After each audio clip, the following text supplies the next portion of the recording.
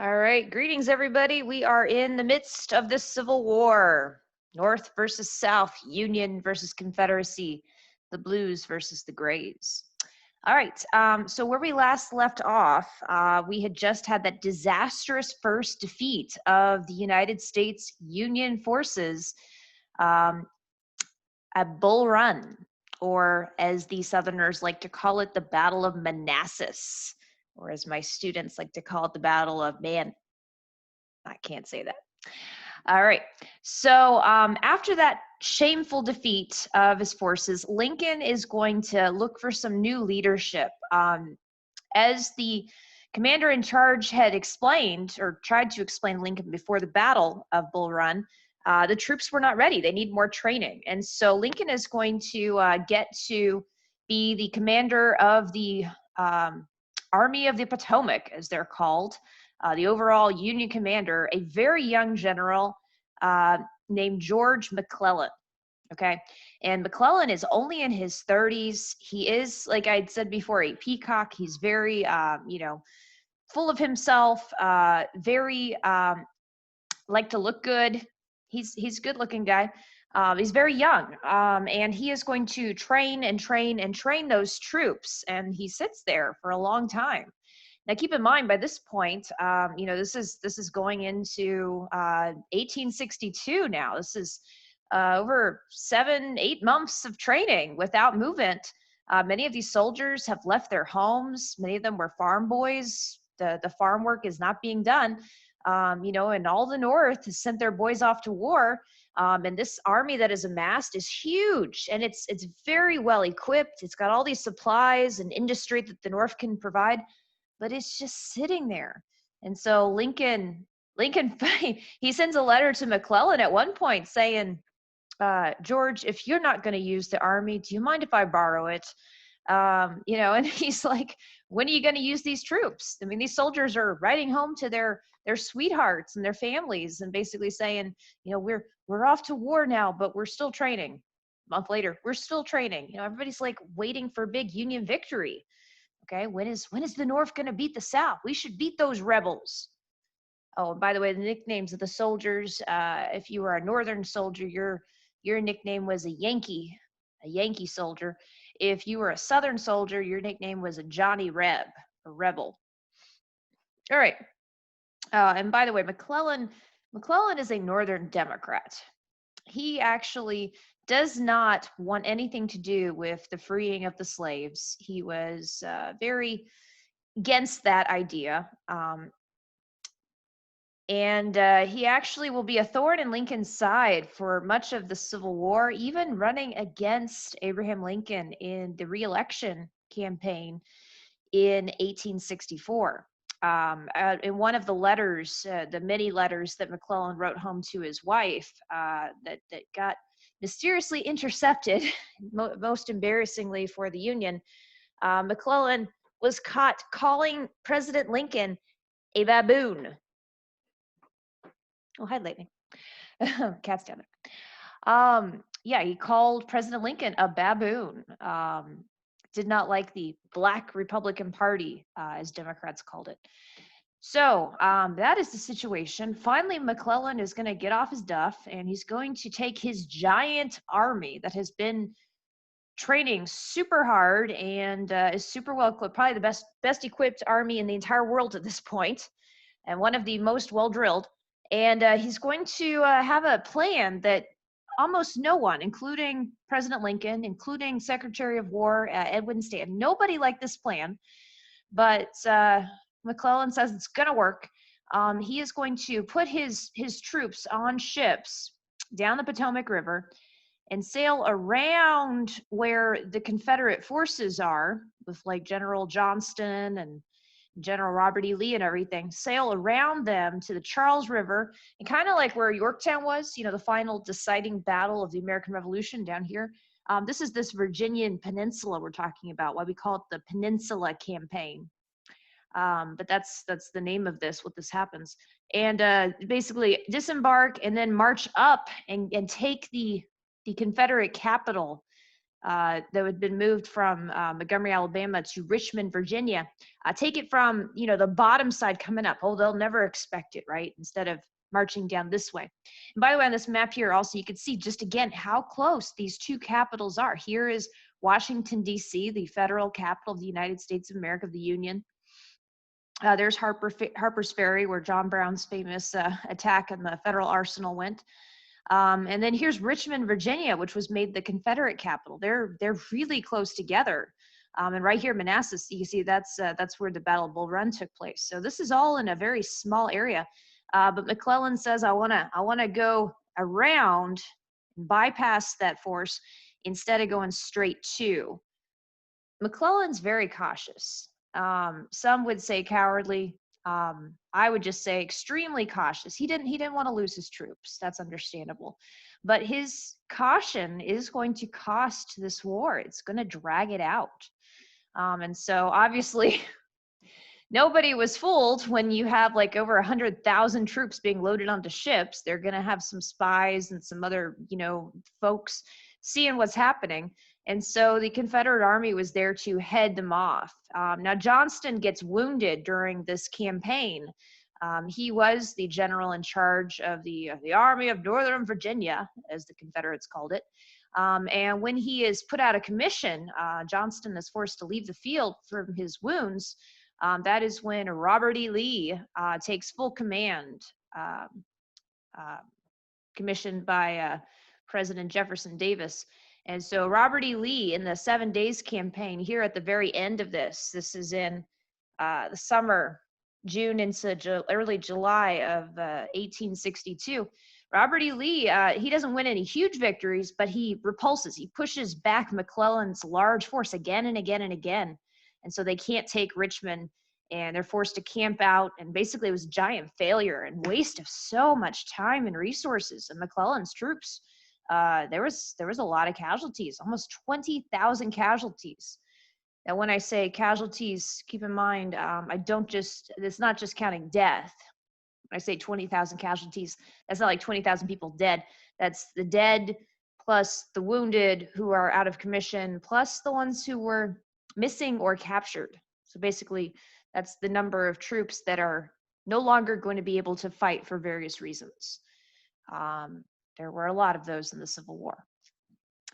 So now we're going to move out west, okay, particularly over to Tennessee. Remember, Tennessee had joined the Confederacy after Fort Sumter, along with North Carolina and Virginia and Arkansas. And Tennessee was really the gateway to the Deep South at this point, okay?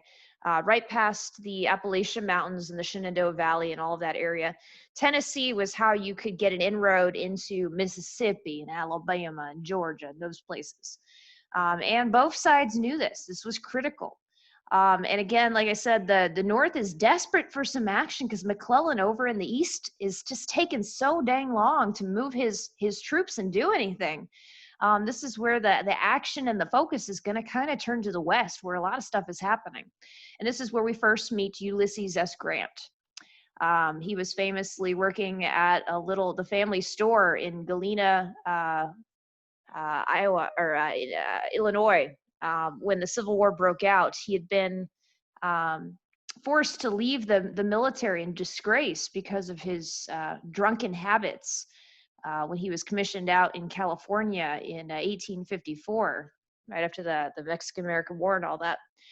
And he was kind of he's a drunk, obviously. He failed at most of his business ventures. He wasn't really happy with anything he did. The only thing he was really good at, which I admire, was his horsemanship. He was an excellent rider, and he loved horses, a great purveyor of horse breeds and everything. So he had that going for him, but that was about it. And it really is kind of the self-made American man, Ulysses Grant. Oh, and that picture right there, I remember 2 years ago, this would be like 2018. I had a student, I won't say her name, was it her? She was like, "Oh, he's cute, miss." So apparently Ulysses S. Grant was quite fine. I'll never forget that. Yeah, every time I see that picture. So yeah, Ulysses S. Grant, since he was one of the only West Point graduates out in the West, they gave him a commission at the start of the Civil War. Because remember, so many of those officers and well-trained gentlemen were from the South. The South had a big advantage on military leadership. So the North was scrounging around for anybody they could get a hold of. Remember all the trouble Lincoln's having out east to find a general to command his major force. And so Grant becomes a brigadier general, dragged out of obscurity, and he actually does pretty good. He's going to pretty handily capture Fort Henry, and then the larger force of Confederates. This is in Tennessee. They move to Fort Donelson, and he suffers some pretty bad casualties there. But this is when he starts to team up with the general that's really going to help him throughout the entire Civil War, who's going to make Grant unconditional surrender Grant, the Butcher Grant, a winner. And that was William Tecumseh Sherman. So when the two team up, they are unstoppable. And at Fort Donelson, the Confederate force slips away, the big one, and they leave a smaller force of still tens of thousands there, 12,000 men, I believe, that are under the command of this General Buckner, who happened to be the West Point roommate of General Grant. Way back in, I guess, the 1840s, they were roommates. And here they are on opposite sides in the Civil War. And Buckner's commanders have left him in charge of this fort, surrounded and like in a siege by these Union forces under his old roommate, Ulysses S. Grant. And so Buckner sends out a message to Grant saying, "Hey, Ulysses, it's me. Can we work something out here? We go way back. Remember when you were out in California and I gave you the money to travel back to your home in Illinois when you remember you were drunk and you were forced to resign your commission. Everybody hated you. You remember I stood up for you. Can we work something out, buddy? Old friend, old pal." And Grant's reply was like, "No. You have betrayed the federal government that we both swore allegiance to, and I am not going to entreat with you. If you give me anything less than your unconditional surrender of all your troops and supplies, then I will move on you immediately." Period. And so Buckner is embarrassingly forced to surrender there for Donelson. Now, if Forts Henry and Donelson, that kind of stops any Southern momentum going north into Kentucky. So this secures Kentucky as a border state for the Union. This is also going to help secure a path through Tennessee. And that is when you're going to also lead down to the southern border of Tennessee and northern Mississippi to this place called Shiloh Church. It will just become the Battle of Shiloh. And Shiloh is the first really ugly battle of the Civil War. Yeah, Bull Run was bad, especially the frantic retreat with the picnickers and everything else. Bull Run was bad. Battle of man asses, right? But Shiloh is terrible. And Shiloh takes place in the early summer. Forts Henry and Donelson was in February of 1862. Going into that early summer in 1862, you have large force under Albert Sidney Johnston and old P.T. Beauregard, same guy, same Confederate general who had sieged Fort Sumter at the beginning of the war. Their large Confederate force is going to completely take Grant and Sherman and these other Union generals' forces by surprise. And by this time, because of his captures of Forts Henry and Donelson, Grant is the commander, basically, of the Western Union forces. He has become the major general instead of just a brigadier general. Not of all the Union forces, because again, that was McClellan at this point. But he's in charge of the Western forces, and he was caught. His troops were literally caught with their pants down at the beginning of the Battle of Shiloh. It is very difficult. So I'll give some credit here to like Beauregard and Albert Sidney Johnston. It is very difficult to move these large, cumbersome, awkward troops in the 1860s and take another force that large by surprise. But they managed it, and the Union forces were in so much disarray they had to retreat all the way back to the river. So again, this is on the border between Tennessee and Mississippi. And they are in complete disarray because it's getting dark. The Confederates kind of back off. And that night, the reinforcements arrive along with William Tecumseh Sherman. And Sherman and some of the other generals, to their credit, they whip their troops into line and get them reformed. Find a lot of these troops, they had lost their commanders during the frantic surprise attack with the Confederates. They had lost the rest of their squadrons and groups and everything, and so everything was disorganized. It was in chaos. And Sherman and the other generals, they literally, with whips, they're commanding their troops, get back here, son, get over here, and they sort everybody out. And then the next morning, they launch a massive counterattack, basically in the same area, 1 square mile, where the initial surprise took place. And then this counterattack, the Union gains back everything they had lost, but just tremendous casualties, like over 23,000, casualties, dead, missing, captured, or wounded, but out of commission from both sides. And the Union actually loses more troops here than the South does.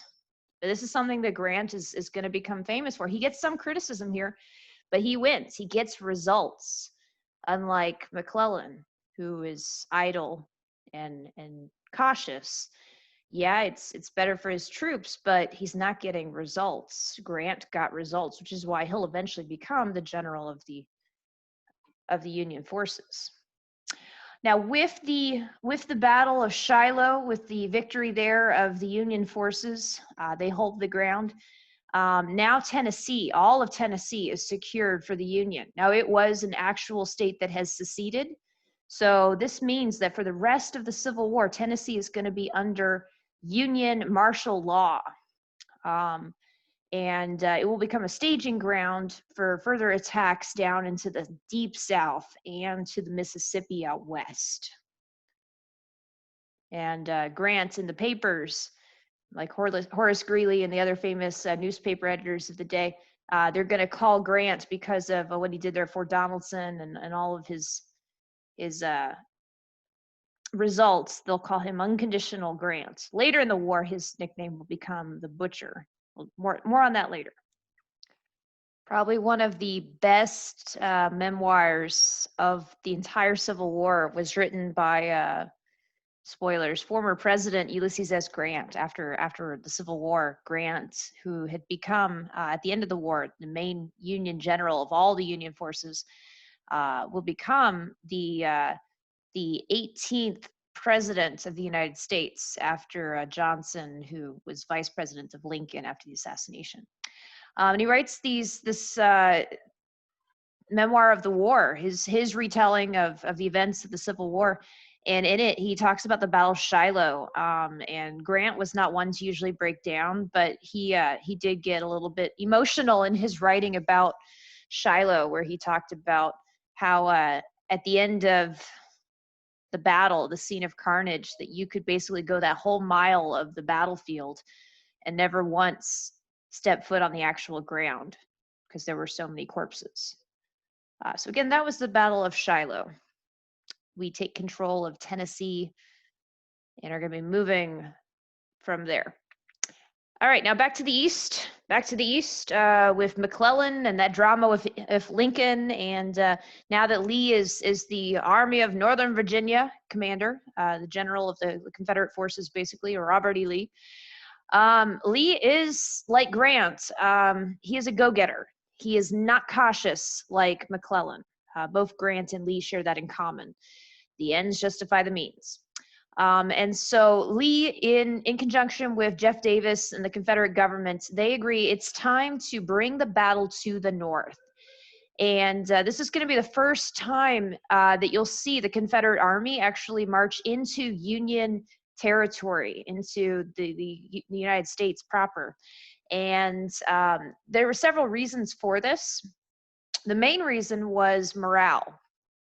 Okay, that the idea here is that if Lee can capture Washington, D.C., or if he can inflict enough damage on Northern troops, on Northern soil, to Northern civilians and Northern resources, the North will lose its taste. It will lose its fight in this war. The motivation will die down in the North, and the South could sue for peace. Because remember, the South just has to try to, as an insurgent, revolutionary, fighting for independence force, the South just has to try to outlast the North. And they win. They become independent. And so that is the main reason Lee is doing this. Another reason is he wants to get supplies, because remember, the Confederate Army is struggling the entire war for resources. They don't have the industrial output that the North does, not even when it came to food. And you might be thinking, well, that's crazy, miss, because we know the South's economy is based on agriculture. Yeah, but it was plantation agriculture, which meant cash crops, crops that you can't necessarily eat, like cotton. You can't eat cotton. And cotton was, of course, king. It was the most lucrative, valuable crop in the South. Tobacco was also really, really important and valuable. You can't eat tobacco either. So the South had a big problem when it came to feeding its forces, getting uniforms for its forces, getting ammunition, especially getting weapons for its forces. They will make up a lot of ground, building a lot of factories in record time, but it wasn't enough to compete with the North. So another reason that Lee wants to take the fight into the North, across that Mason-Dixon line, that was the line between the North and the South, was to resupply, to scavenge for food and resources and munitions and cannons and all that sort of stuff. And the third reason Lee is going to take this this very risky move and invade the North is because the Baltimore-Ohio Railroad directly runs right to Washington, D.C. If he can cut that off, that will be a huge blow to the North. It will cut off the national capital, and strategically, that would be very significant. Okay, so that is why Antietam is going to happen. Let's look at what actually does happen. At this point, Lincoln's pretty disgusted with McClellan, but McClellan's all he's got. And so it is Lee versus McClellan. This is going to be fought in the beginning of September 1862. And Antietam in Maryland will be the bloodiest single day of fighting in American history, like of any war. Over 20,000 casualties in a single day. And it was just a single day battle from 5 a.m., 5:30 a.m. at dawn to 5:30 p.m. to just about sunset. It was one day of fighting and just staggering amounts of death.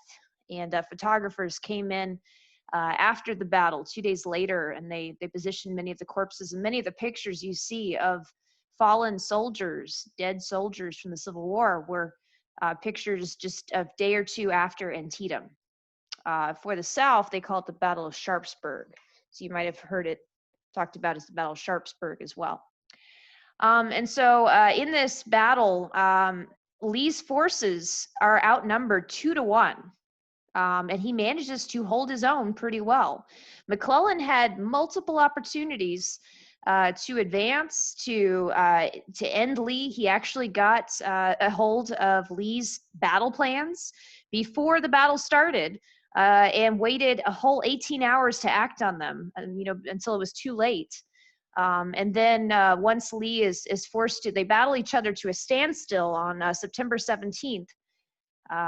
This was fought on Constitution Day, by the way. That was September 17th is the anniversary of the U.S. Constitution's birth. So it's kind of the birth of the United States, September 17th. And this is a huge turning point. Although both sides kind of fight each other to a standstill, and although the North suffered more casualties than the South, like 12,000 casualties compared to Lee, the South's 10,000 casualties, Lee is forced to surrender slowly, and he fights as he's retreating. But his grand objective of frightening the North and winning the morale war and getting supplies and striking a blow into Northern hearts is turned around. And so technically this is a Union victory. They stop Lee's advance. He doesn't get to go into the North. He doesn't get to cut off Washington, D.C. or any of that. And so this is This is a big turning point. Lincoln needed some sort of victory like this in order to push forward his grand design. And that was the Emancipation Proclamation. Okay. So it's because of the Union victory at Antietam, even though it wasn't much of a victory, they do repulse Lee, they send him back, that Lincoln is going to basically get forward the Emancipation Proclamation, which will go into effect January 1st, 1863.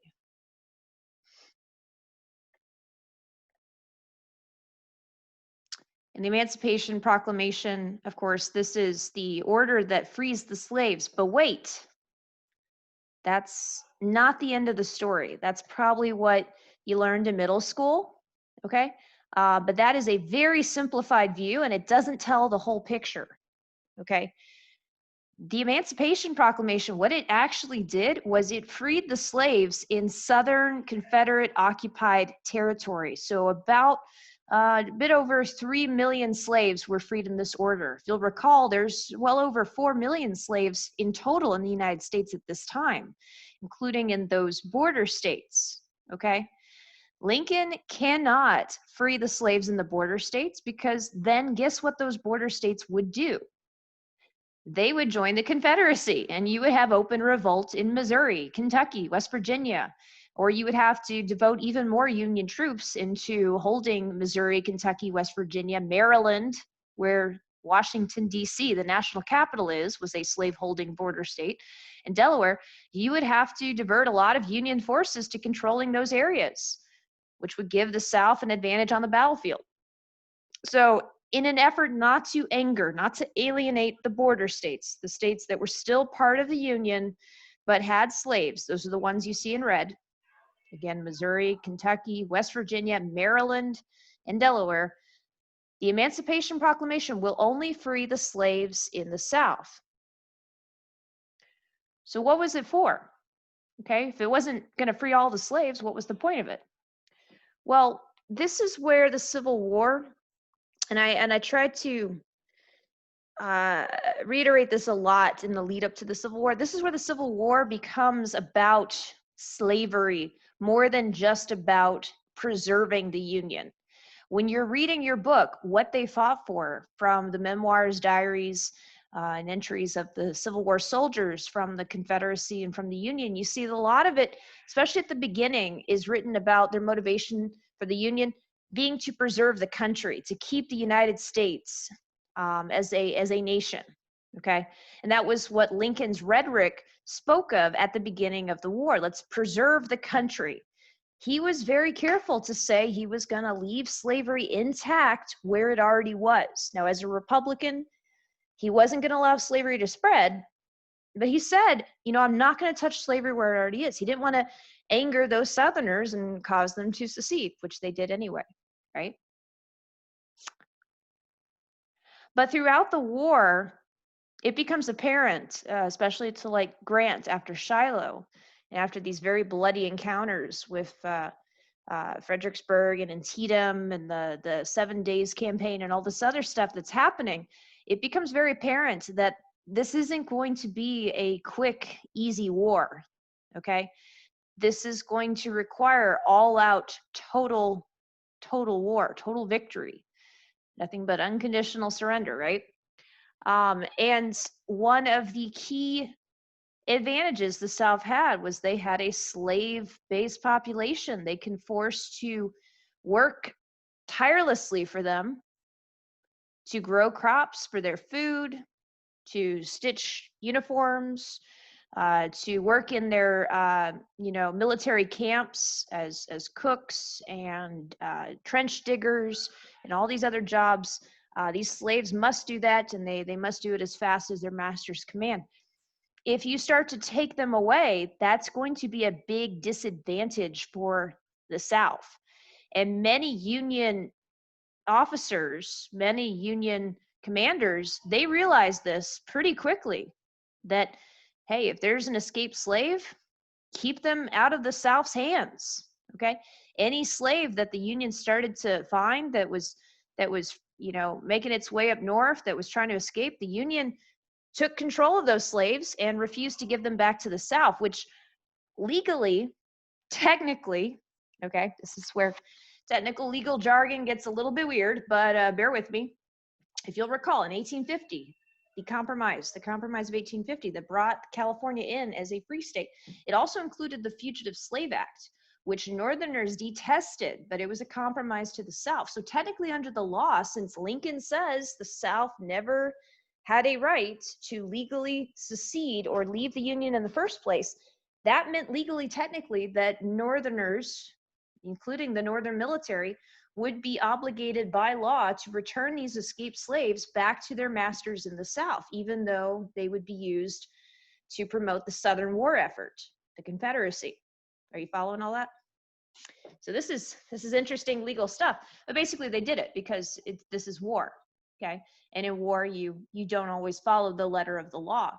And so these escaped slaves that the Union began to take in, they became known as contraband. And so a lot of this was already happening, okay? Now it'll also be after the Emancipation Proclamation that we'll start to see the first Black soldiers introduced into the Union military, which will increase slowly over time up to nearly 200,000 African-American soldiers that will serve in the Civil War fighting for the Union.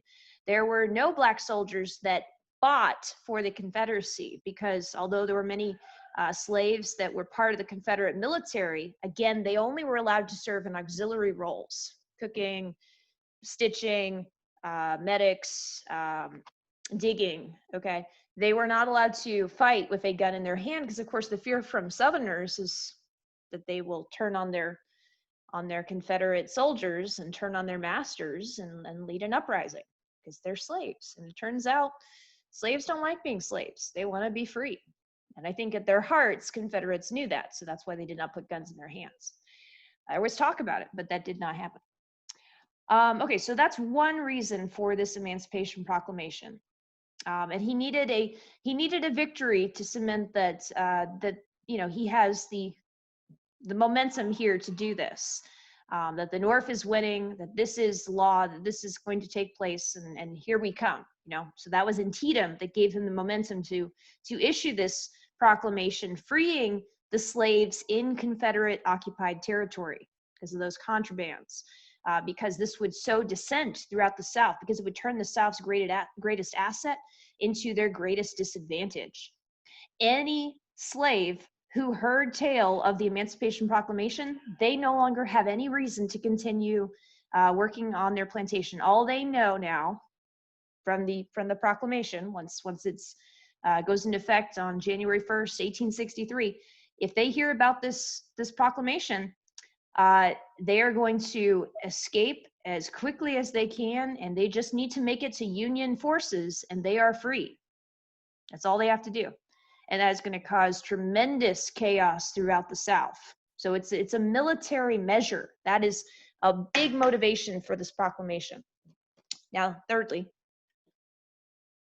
one of the other key reasons behind the Emancipation Proclamation is that the South was trying to leverage its cotton exports into an alliance, a European alliance with Britain and or France, mainly Britain, okay? They were trying to get Britain and France to recognize the South as a legitimate independent nation, the Confederate States of America.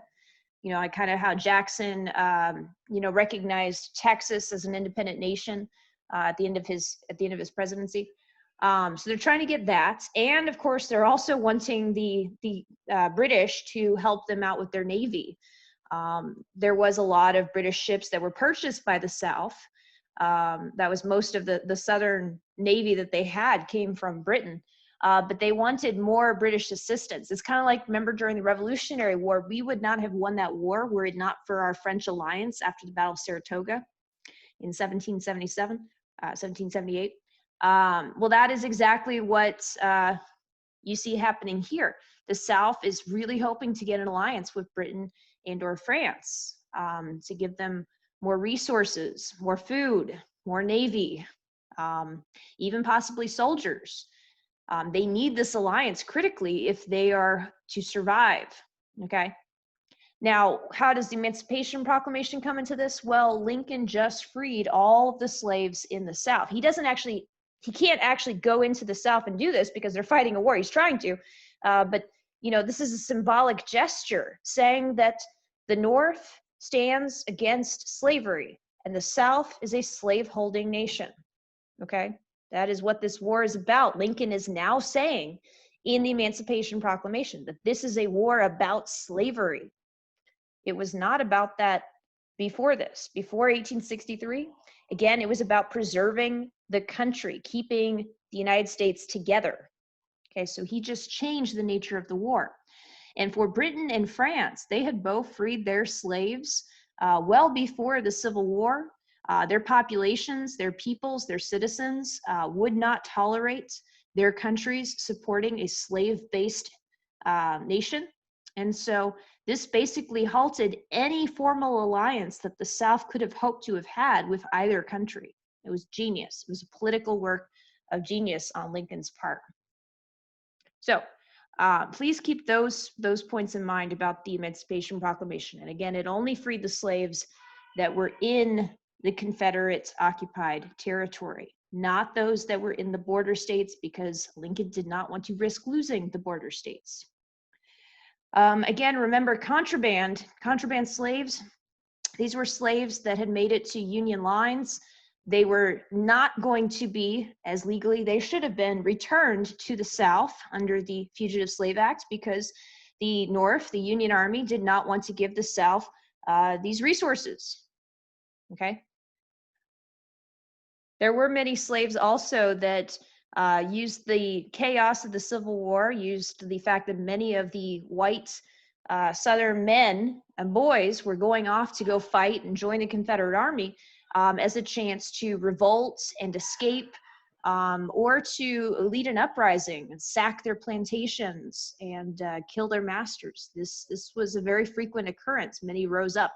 And of course, if they heard word of the Emancipation Proclamation, that gave them a greater motivation to revolt or to try to free themselves. If they made it to Union hands, they would be freed.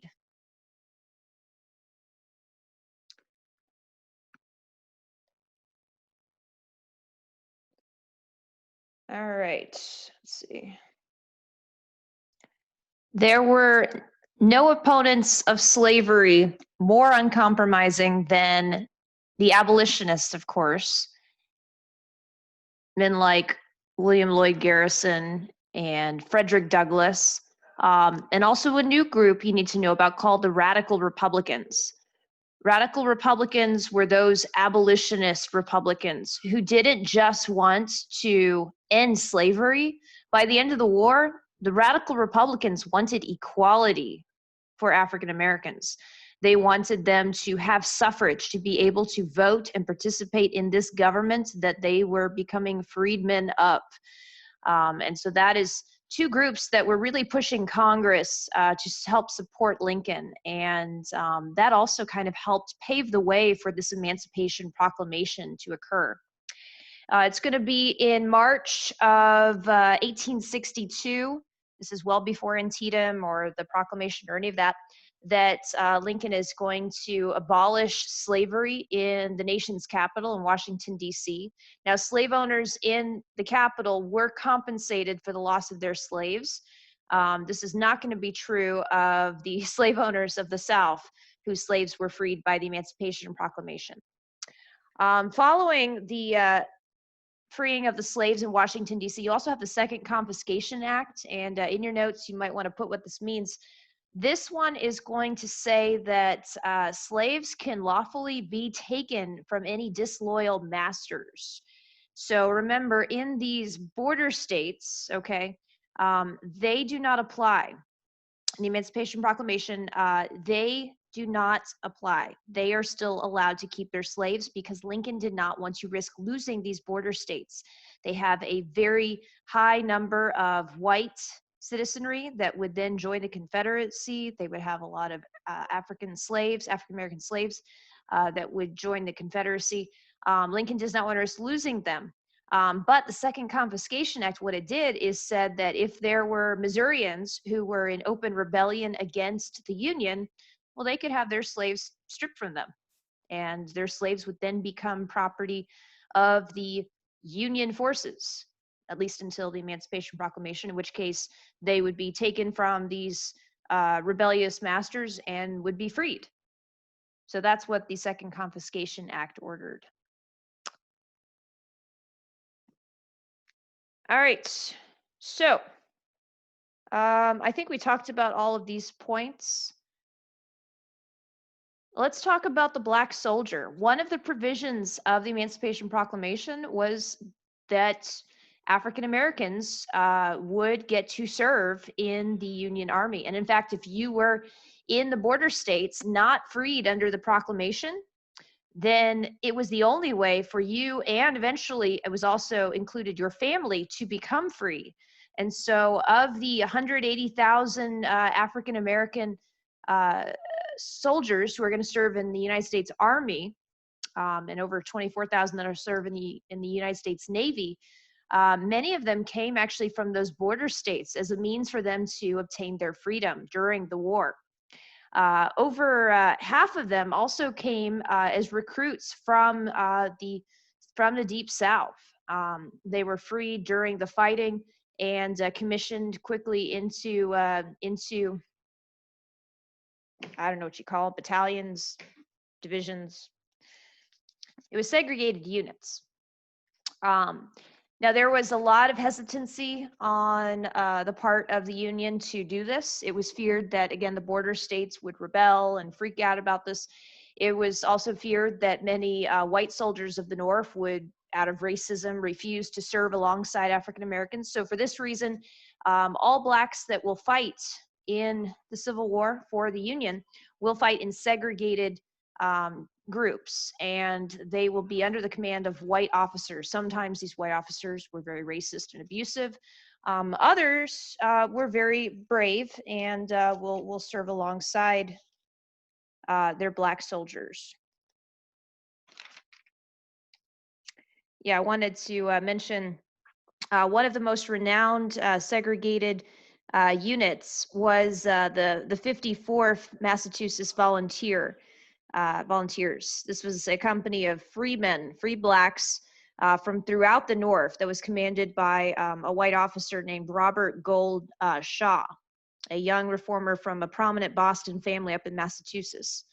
The bravery of the 54th in July 1863, the attacks on Fort Wagner down in South Carolina, where nearly half of the 54th unit, including Shaw, their commander, were killed, helped to dispel widespread doubts that many in the North had about Blacks' ability to withstand the pressures of the Civil War battlefield. So they proved themselves time and time again, and it will be in part because of their sacrifices and bravery that you will get the very important amendments following the Civil War. The 13th Amendment, which will free the slaves. The 14th Amendment, which will grant these former slaves citizenship and equal rights under the law. And finally, the 15th Amendment, which will grant African American men the right to vote. These amendments might not have been possible were it not for the sacrifices that these Black troops made during the war. And for generations following the Civil War, these Black families that served or had loved ones they lost served, this was a huge point of pride that they had fought in the war for freedom. Because of the Emancipation Proclamation, now this war is about freedom for the slaves.